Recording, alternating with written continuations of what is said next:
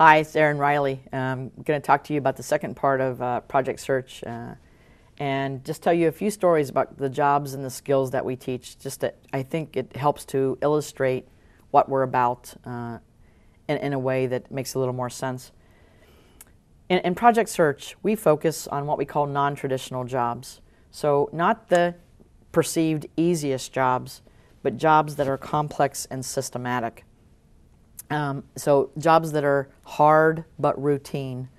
And what we found in the 16 years of having this program is that people with disabilities, people with significant intellectual and developmental disabilities, are very capable of doing really hard work. And oftentimes, just as long as it's routine, that's the key piece. I know when I started this program, I was struck by the fact that, had you said to me, what can a person with a disability do? I would have told you what I saw. I would have said, well, I know they can bag groceries, and I know they can bring carts in from the parking lot. I know they can wipe off tables. And that was pretty much my limited experience. And so even if I'd have had a job to offer to a person with a disability, based on what I knew, my lived experience, I would have offered that type of job.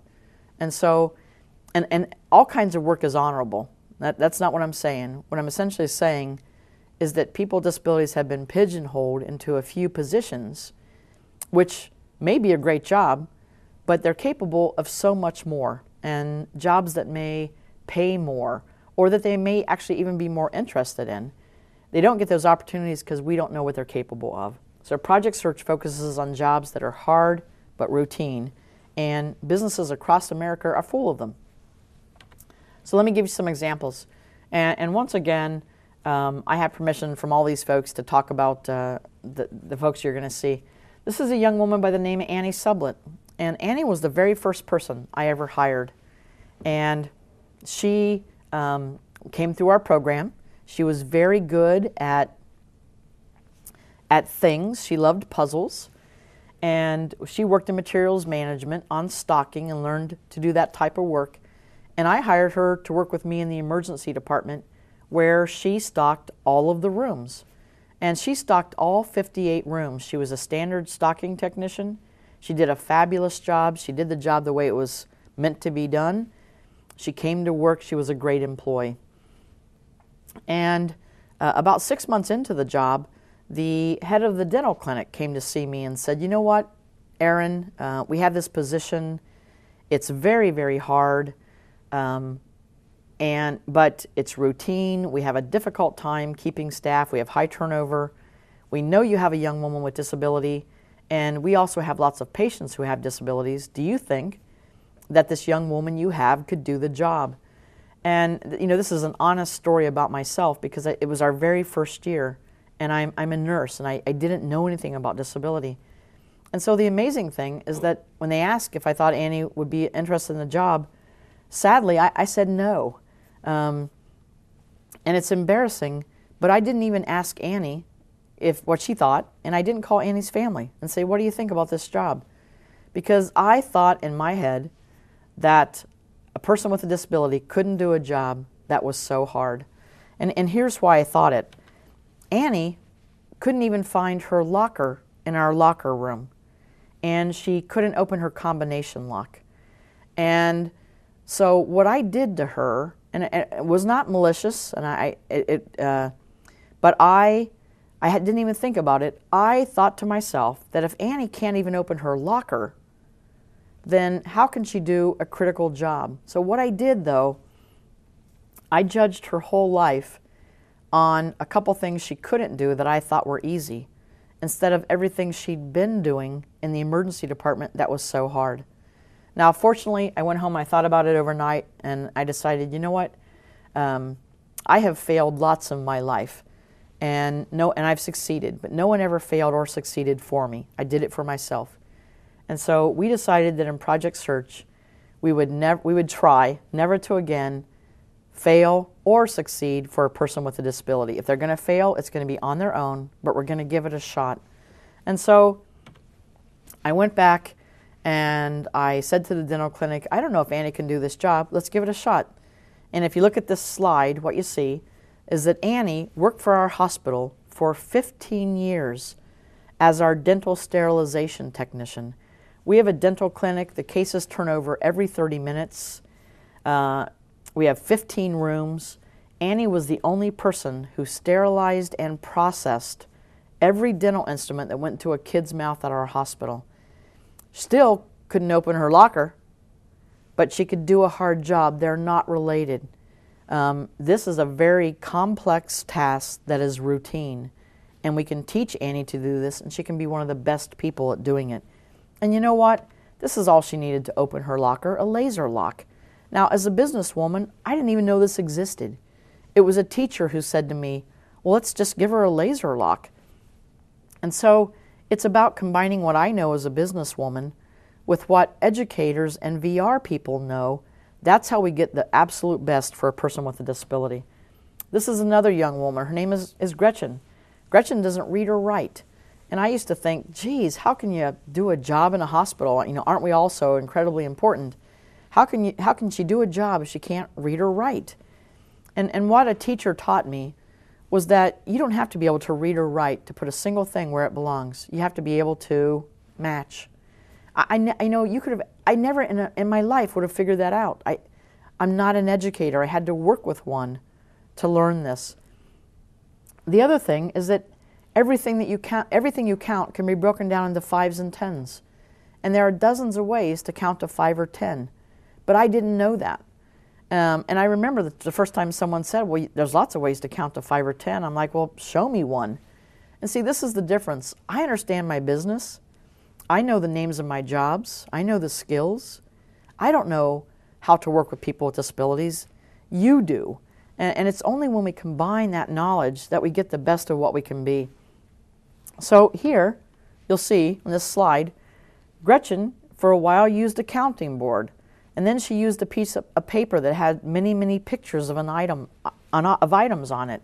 And she just covered up each of those items. Gretchen has worked for a hospital for about 17 years now. And over time, what has happened? Well, she's learned to count because it's become necessary. But it wasn't necessary to get a job or learn a job. I'm going to show you this slide of Christy. And Christy's worked at our hospital for about 12 years. She had one position and she wanted a promotion. She got bored because people with disabilities, just like everyone else, they get bored if they do the same thing all the time. And Christy wanted a job where she was with more people. So as I show this video, you're going to hear her say, this is why I came down here. What she's referring to is that she wanted a job where she had was in more of a social environment, and so she transferred. And this is Christy talking about her job. I have Williams syndrome, and so it takes me longer to learn than others. That's why they put me down here, so I can react with other people. I never got that opportunity before, so that's why I came down here. Christy is a Project Search employee that just in my short time have gotten to know her. She has a wonderful personality. We did our performance review just recently. She was so excited that she got her raise and she got such positive feedback. And it was wonderful for her that she has now decided that she's old enough and responsible enough that she would like to apply for a coach to give her the opportunity to live on her own. She's really feeling as though she's making a way for herself. I always wanted to live on my own. That's been my dream for a long, long time. That's just part of life, you know. You don't live with your parents forever.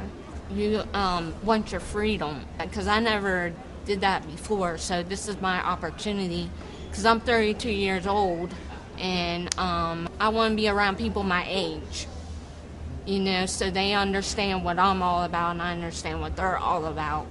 It's a big step, and I think it has everything to do with Project Search, because she has gained that independence. This young man, his name is Eric. Eric has severe autism. And you know what? I laugh about this all the time. And Eric and his mom and I talk. Eric's quirky. But you know what? I'm quirky. And there are lots of people in every business in America who are a little unusual and quirky. And so we don't have to apologize for Eric. We just need to find a setting that's a little quirky, or that has some people in it that understand that. And no matter what type of business you're talking about, I can promise you they exist. And part of it is just getting inside that business and teaching the business how to work with a person like Eric, instead of just going in, to a business where you're not known, asking them to hire Eric, and then, it just doesn't work with us. Teach us over time. This is it's a great slide. In this drawer is how we used to stock diapers. And in this drawer, there's actually 5 different sizes of diapers. But I'll bet no one listening to this could pick out a size. And Eric couldn't either.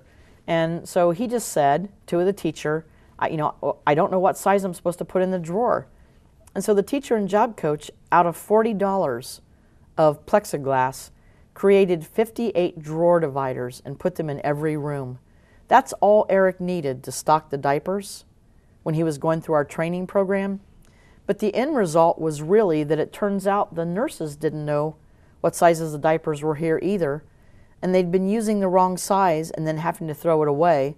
And so as soon as we hired Eric and we got his system, we immediately saved tens of thousands of dollars in supplies because it helped everyone in the department. We had a woman with Williams syndrome, and she went through our program and she loved food, and she wanted to stock the kitchens and the breastfeeding rooms and the staff kitchens, but she was a non-reader. And so our teacher and our job coach took pictures of everything in our hospital: Miracle Whip, chocolate chip cookie, mustard packet. And that's how she learned to stock everything in our hospital. And we went on to hire her, and she still works with us. Same thing here. We had a young woman she was a student, and she wanted to work with things. And so we put her in our materials management department, our storeroom.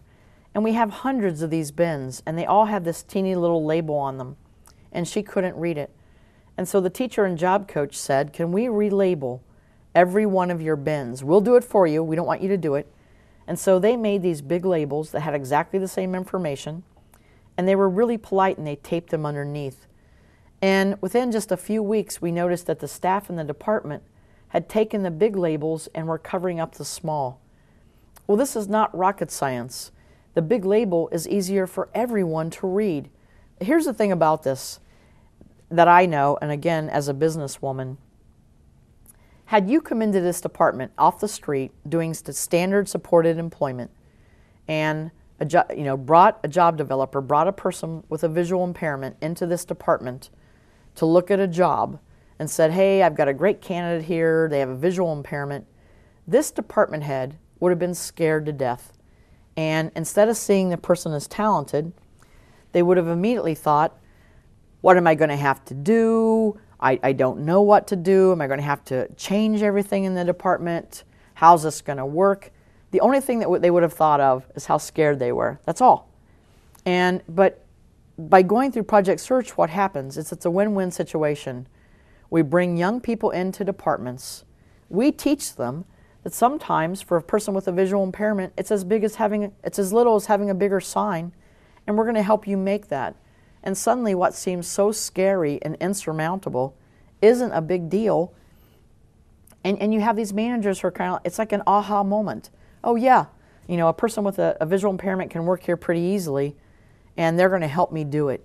And so again, it's part of that culture change.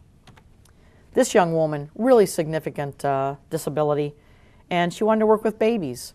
Well, we're a hospital, and we have incubators and isolates. Each one of them has over 40 parts that need to be taken apart, sterilized, and put back together again. She has to check the wiring, the filter, the water level. This is how she learned her job. We had a year and a bunch of internships to teach her skill development, and she learned it with a series of pictures. This young woman, her name is Jill. Jill puts together trays that are used in surgery in the operating room. And the tray you see here has 151 instruments in it, and it's going to be used for laparoscopy, abdominal surgery. It's a laparoscopy tray. And she's going to put it in exactly the order it's going to be used by the surgeon in the OR. Jill has worked with us for about 14 years, I believe. And we're going to show you this video and you'll get to hear Jill talking and explaining what she does. Jill is excellent on trays. She's very thorough. She enjoys putting up trays.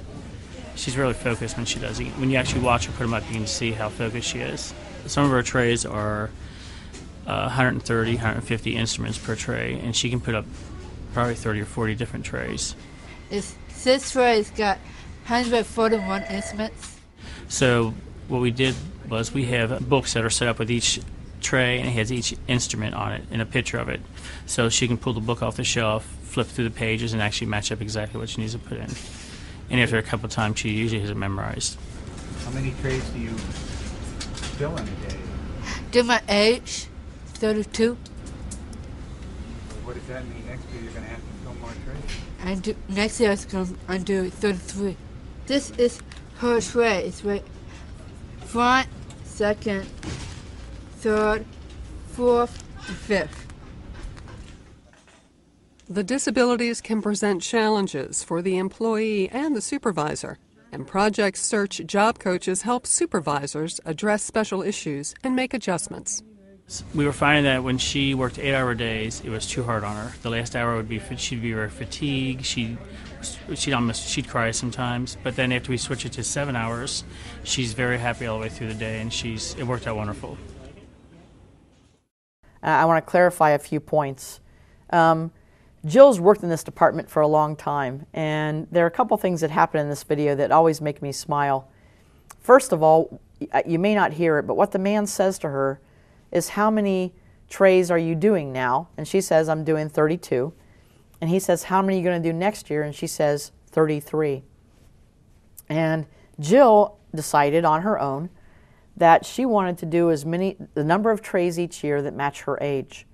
Well, it just so happens that a productivity required in a department is 30. But Jill is increasing that one each year because it's what she wants to do. So not only is she overachieving, but she's made fewer errors in the whole time she's been with us than just about anyone else who works in this department. So she's meeting real production levels, and she has great quality. She's a great employee in this department. And we see it all over the world, people doing this type of job now through Project Search. Is it a hard job? Absolutely. Is it a critical job that needs to be done correctly and safely? Absolutely. Is Jill one of the best people who's ever done it? Absolutely. It is hard, but it's systematic. It's hard, but routine. Now, the other thing you heard in there that I love is that at one point the manager says, we've got these books and we gave it to Jill, and that's how she learned. And I bet you he's forgotten who really put those books together, because the training manual they used to use was just word pages. And our teachers and job coaches went in, they took the manuals, they added pictures to it, to every manual used in that department. And that's how we taught Jill. But guess what? Now, whenever anyone is hired in that department, disability or not, which manual do they use? They use the manual with the pictures. And the department has forgotten, it's so much a part of their being that they talk about it as though they created it, which I totally love. This young woman works in a bank. She has to file 300 files a day with 98% accuracy, the exact same number of files and accuracy that everybody else in the department has. So in Project Search, we don't say, wow, we have people with disabilities here. Can they do less, or can their accuracy be lower? We start with the presumption that if we have a year, we can teach people with disabilities to work just as well and be just as productive. And that's what we aim for with every person we work with.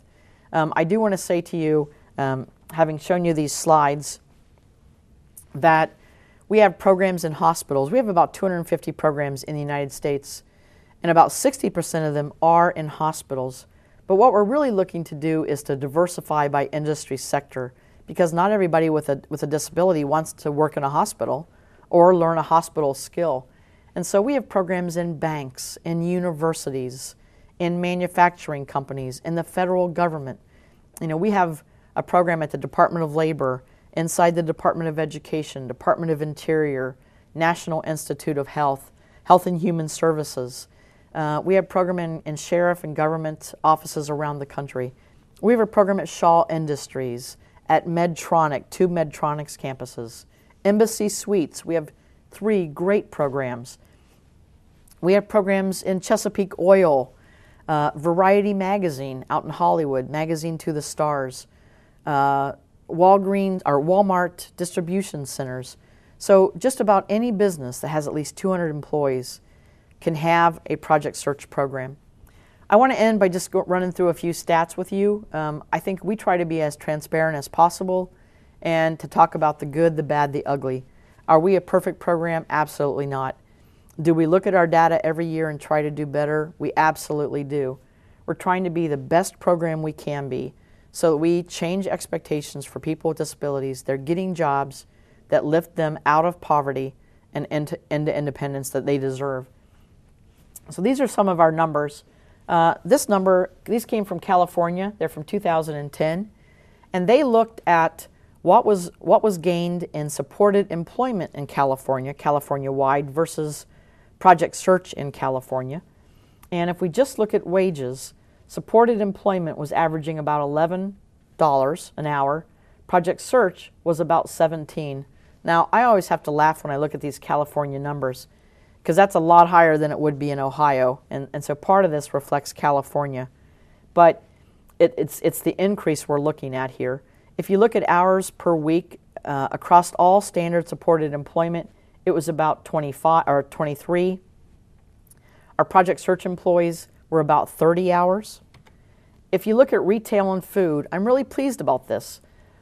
Nearly 70% of everyone who got a job in supported employment out in California went into some type of retail. The bagging groceries, the bringing the carts back in, the wiping down the tables. Only about 15% of the folks who were employed in Project Search did. And if you look at benefit status, most 60%, almost 65% in California of supported employment folks got benefits, but 100% of the people who went through Project Search were benefit eligible. That's huge. So let's look at Monroe County, New York. It's Rochester. We have 3 programs there, and 3 weeks ago they sent us this data, so it's hot off the press. So far, since they started their program, which is 4 years ago, they've had 74 students who started. 81% of those 74 completed the year. Now, those who left because they were exited because of poor attendance or their families moved. So attendance is something we do look at, and we are constantly looking at how we can get our completion rates up to 100%. But of the 81% who finished, 87% of them went on to competitive employment. So 52 of our 60 young people in Rochester, New York went on to get jobs, which is much higher than any other transition program or VR-related program, especially for this population. If you look at it in Project Search, what we want is we want to see growth in terms of hours and growth in terms of salary. Project Search is focusing on getting a career, not a job, but a career. And so that's what we see. At Hire, the average number of hours worked was 23. If you look at 30 months out, it's 36 hours. At Hire, the average rate per hour was $8.49. If you look at 30 months out, it had gone up to $10.64.